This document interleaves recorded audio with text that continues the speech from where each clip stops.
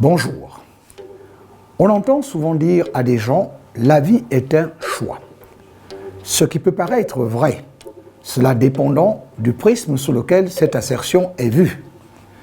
Dans le cas d'espèce, l'on est généralement d'accord sur le fait qu'en dehors d'être citoyen, auquel cas l'on est chacun un animal politique, le politique, au sens d'homme politique, est celui qui ambitionne de gérer la cité en se servant d'un parti, de la population ou de lobby pour parvenir à ses fins, alors que le syndicaliste est celui parmi les citoyens qui a choisi d'assurer contre vents et marées, se servant de documents nationaux et internationaux, la défense des intérêts des travailleurs qui, dans tout État démocratique, n'ont pas que des devoirs, mais aussi des droits inaliénables qui méritent d'être défendus bec et ongle.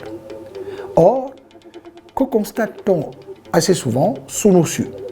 Un mélange insipide de genres qui sème parfois la confusion, tellement la collusion syndicalisme-politique devient étroite au point de sacrifier le travailleur que l'on veut obliger à s'inféoder pour avoir le salut plutôt que de l'avoir par le travail, clé de voûte de son existence.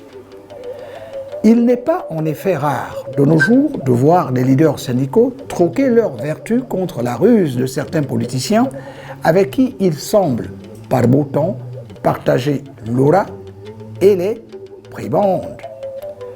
Humain, direz-vous? Oui, nous répondrons-vous, pourvu que cela n'entache pas les engagements pris par les syndicalistes d'être cette sorte de voix des sans-voix. À quoi sert-il à ce moment de ressasser des principes tels « le syndicalisme est un sacerdoce, une activité désintéressée, à quelques exceptions près proches de celle d'une organisation non gouvernementale ONG, vivant des cotisations de ses membres, des dons et legs ».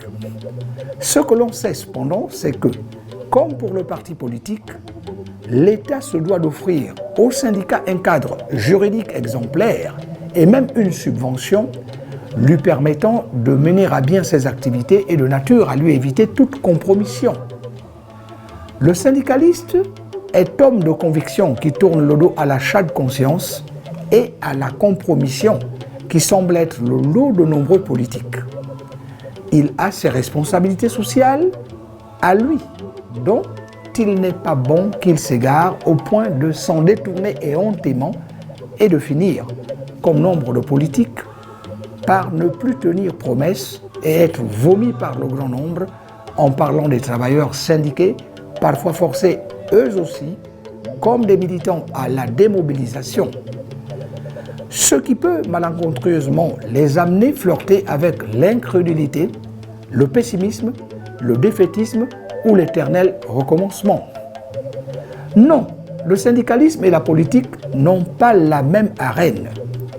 Ils ne mènent pas un combat similaire. Le premier se bat pour obtenir des voies réglementaires que les droits du travailleur soient respectés, alors que le second, qui a ses règles du jeu, ses principes acquis ou développés, ses objectifs, que sais-je, mène un combat pour convaincre le plus grand nombre d'adhérer à ses vues pour tenter de se hisser au sommet de l'appareil d'État. À très bientôt.